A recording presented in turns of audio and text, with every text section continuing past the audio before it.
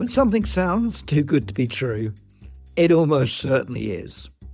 And the latest is the apparently brilliant idea that there's going to be free electricity. Well, free electricity when the sun shines in the summer and more electricity is generated than the market can possibly absorb. Supply massively exceeds demand, and therefore, well, why not just give it away? And this is a sort of version of the kind of free lunch idea. And as famously said, there is no such thing as a free lunch. And when people tell you there's a thing called free electricity, there are two possibilities. You can believe in miracles, or you can think about whether there's a more rational explanation and whether this is really much more about realigning the costs between different sorts of players rather than some magic having appeared. The question is why?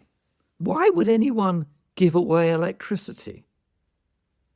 Why would anyone invest in building wind farms and solar panels and other equipment and then end up giving it away for nothing to the customers? No rational investor is going to do that unless there's some mechanism by which they're going to get paid nevertheless. And the reason why there's a surplus is the key to understanding why there is no such thing as a free lunch here. How could it be that people have invested in building too much capacity, too many solar panels, too many solar farms, and too much wind? Well, the answer lies with the characteristics of these technologies.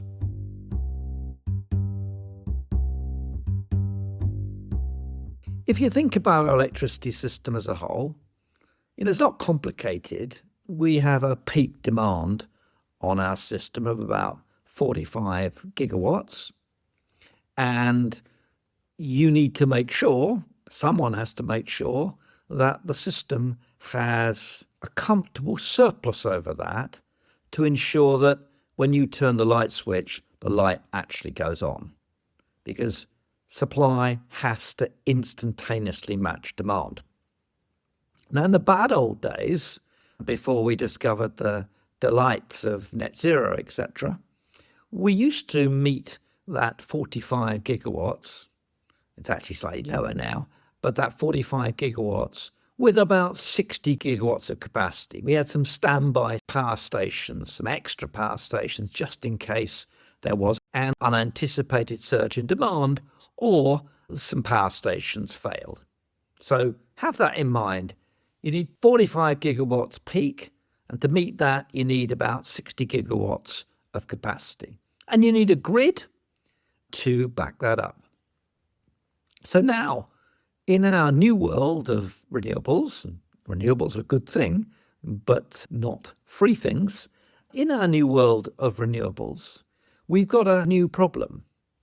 The thing is that the sun may shine wonderfully in the summer, but it's not quite so good in winter, and it's not much good at night. And wind is variable.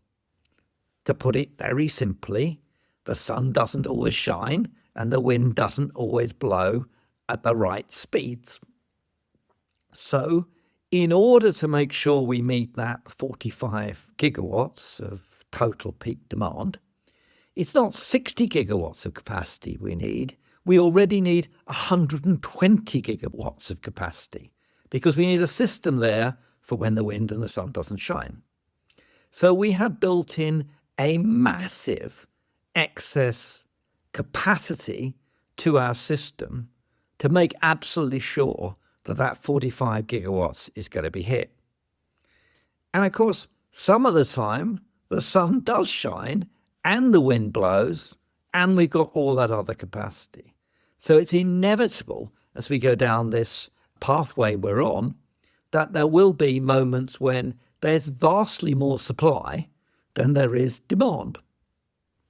So what happens? Well, you can turn off a gas power station. I suppose you could turn off a nuclear power station. You could get a wind farm or a solar panel to stop supplying to the grid, or you could just give some of it away. And that's essentially where we've got to. The problem is that the costs don't go away because there's excess capacity. For an investor, the possibility that the price of what they're going to sell to the market is naught, or in some special circumstances even less than naught, would typically mean no money, no revenue. And you'd never invest in the stuff if you thought that that was a serious possibility.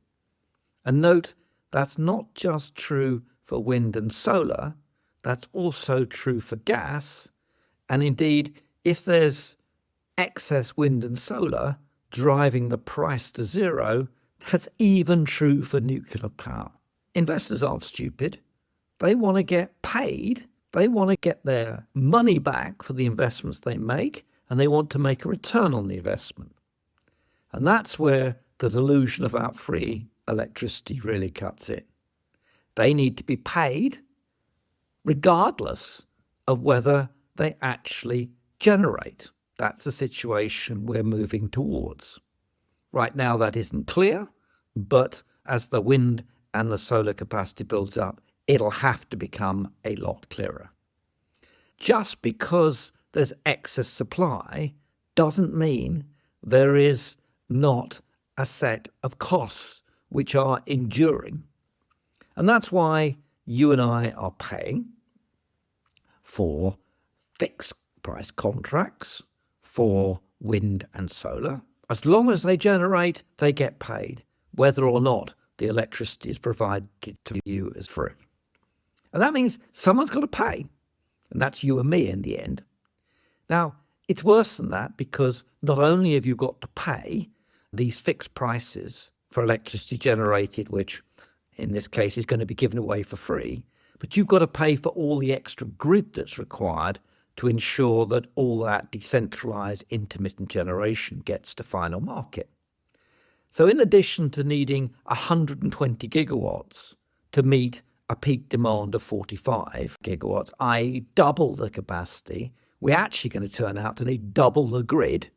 Oh, and all the batteries and storage that we didn't need in the bad old days of the system in which we had 60 gigawatts of nuclear, gas, and indeed coal.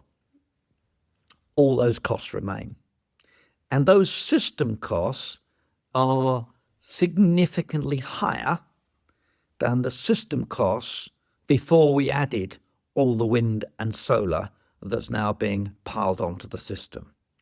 Costs have gone up, unsurprisingly, I think, but the marginal cost in a context of excess supply has gone down, and that's where the free electricity comes in.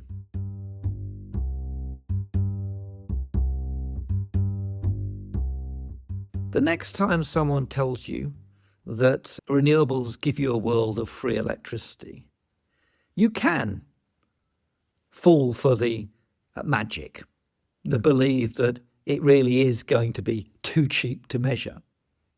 Or you can stand back and look at the serious system costs of what's required and realise, sadly, it's going to be anything but too cheap to measure. And if someone's getting free electricity, someone else is paying, and the person getting free electricity is paying too, because they're paying for that network and those fixed price contracts, which are inescapable. And they're inescapable because if they weren't, nobody would build this stuff in the first place.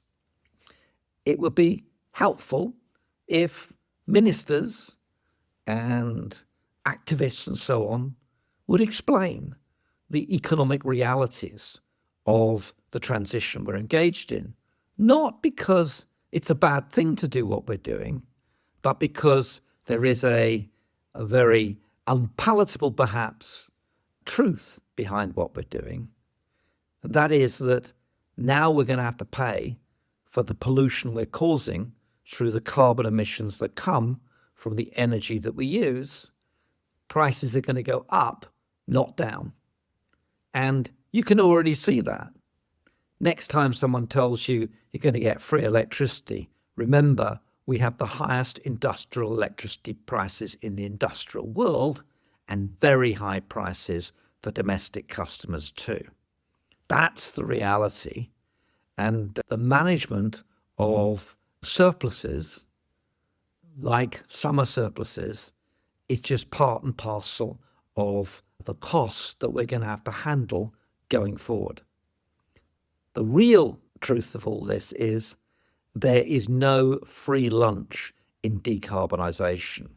It's important, but it's important too to tell the public the truth, that it's going to cost you to do it. And let's not just fall for happy delusions, just like we should generally not fall for the happy idea that there are free lunches all around us. Thank you.